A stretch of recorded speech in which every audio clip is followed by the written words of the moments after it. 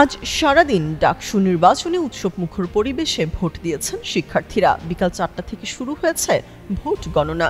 এরই মধ্যে ঢাকা বিশ্ববিদ্যালয় কেন্দ্রীয় ছাত্র সংসদ ও হল সংসদ নির্বাচনে শিবিরকে ভোট কেন্দ্রে ঢুকতে দেওয়া হয়েছে বলে অভিযোগ তুলেছে উমামা ফাতিমার প্যানেল স্বতন্ত্র শিক্ষার্থী ঐক্য। তারা বলেছে, শিবিরের প্রার্থীদের ভোট কেন্দ্র প্রাঙ্গণে ঢুকতে দেওয়া হলেও বাকিদের দেওয়া হচ্ছে না। এর প্রতিবাদে বিকাল 4:45টার দিকে টিএসসি এলাকায় বিক্ষোভ করেছেন প্যানেলটির বিভিন্ন প্রার্থীরা।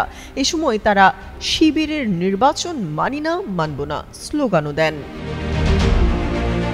এর আগে শিবিরের বিরুদ্ধে দুটি ছবির প্রমাণ নিজের ফেসবুক অ্যাকাউন্টে শেয়ার দেন উমামা, যেখানে তিনি লিখেছেন, ডক্টর মোহাম্মদ শহীদুল্লাহ হলের ভোট কেন্দ্রের বাইরে এই লিফলেটগুলো দেওয়া হচ্ছে, যার এক প্রান্তে ছাত্র শিবির সমর্থিত ঐক্যবদ্ধ শিক্ষার্থী জোটের প্রার্থীদের তালিকা আর অপর প্রান্তে হলের স্বতন্ত্র পরিচয়ে নির্বাচন করা প্রার্থীদের তালিকা।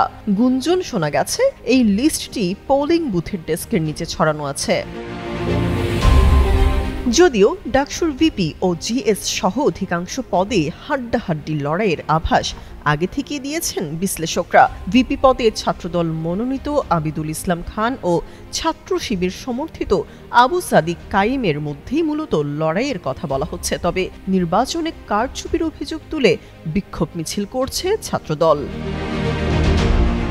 তামান্না তাবাসসুম, যুগান্তর নিউজ।